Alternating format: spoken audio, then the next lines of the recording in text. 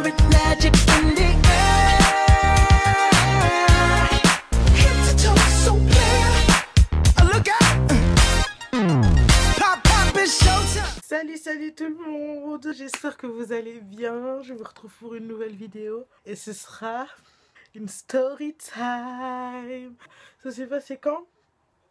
L'histoire tout simplement du nouvel an le plus claqué de ma vie. Vous avez déjà eu la soirée la plus claquée de ma vie et maintenant vous allez avoir droit au nouvel an le plus nul. J'étais au lycée, genre peut-être en première, peut-être en terminale, je ne sais plus. Et en gros, moi je traînais avec mon groupe d'amis et tout ça. Donc avant les vacances scolaires, donc quelques mois avant les vacances scolaires du coup de Noël et que du coup du nouvel an, avec mes copines et mon groupe d'amis et mon ex-copain qui faisait aussi partie de ce groupe-là. On discutait de oui, qui fait quoi pour le nouvel an, où est-ce qu'on fait la fête, où est-ce qu'on se rejoint, etc. Et moi, à cette époque-là, comment vous dire, c'était super tendu pour sortir, quoi. Ma daronne, enfin, bisous maman, elle laissait pas trop sortir, genre j'étais un peu la prisonnière de l'année, quoi.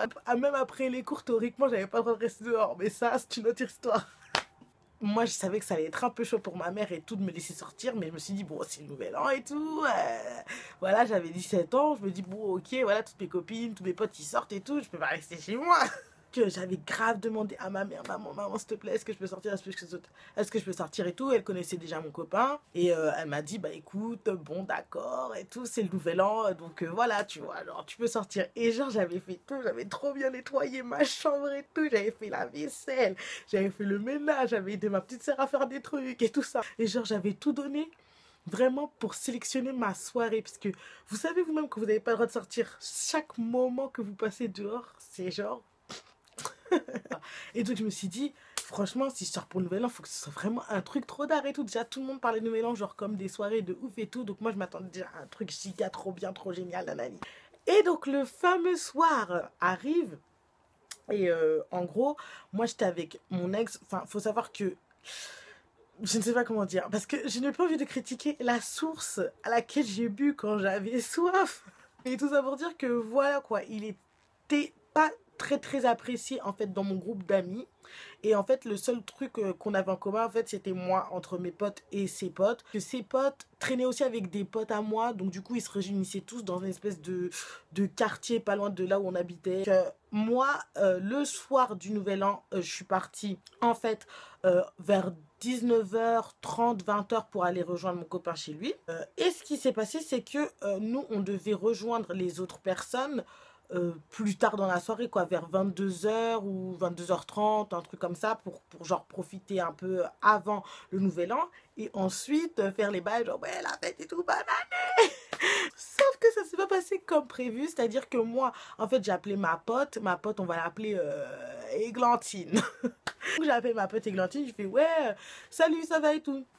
Et elle me dit, ouais meuf, j'espère ce soir tu sors et tout, j'ai trop envie de te capter. En plus, il y a une autre pote à nous qu'on connaît qui est trop contente.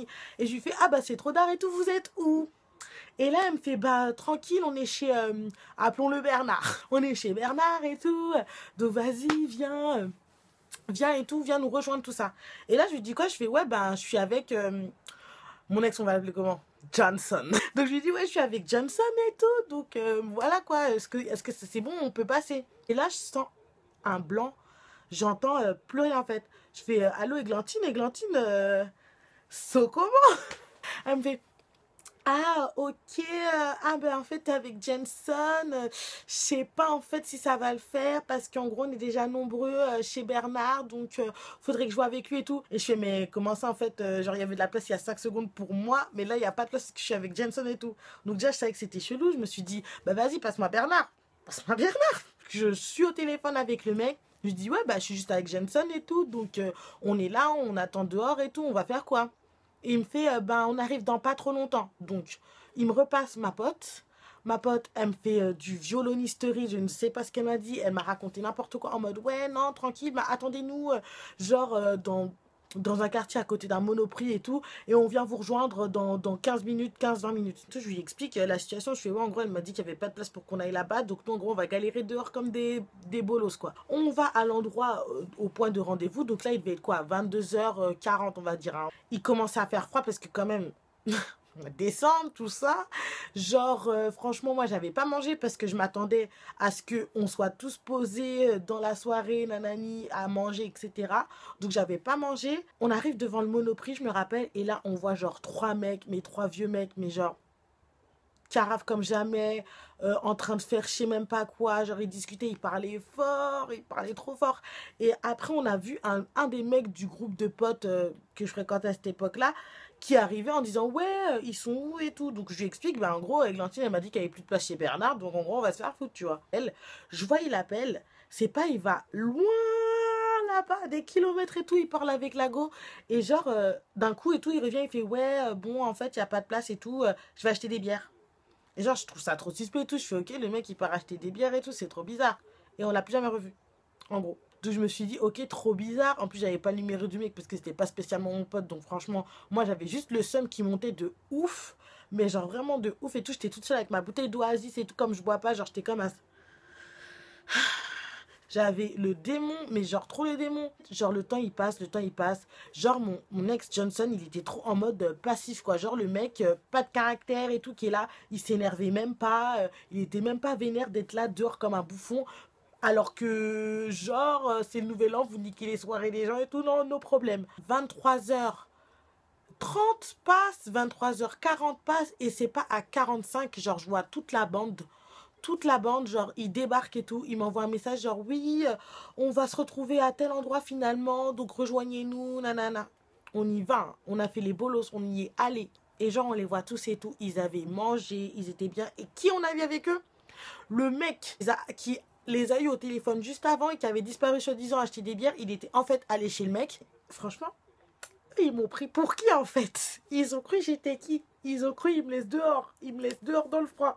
Et moi, je vais rien faire en fait. C'est ça, ils se sont dit, ils m'ont pris pour une bouffonne. Et moi, j'étais genre, en fait, quand je suis partie voir ma pote, je suis partie dans le but vraiment de l'embrouiller sale, quoi. En lui disant, mais vous croyez quoi en fait, hein? Il me fait, non, mais c'est pas moi et tout. Oui, mais franchement, c'est pas de ma faute. J'étais obligée de te dire de pas venir parce que c'est pas chez moi et tout. Genre, à un moment donné, genre c'est un tel manque de respect quoi, c'est un truc de fou.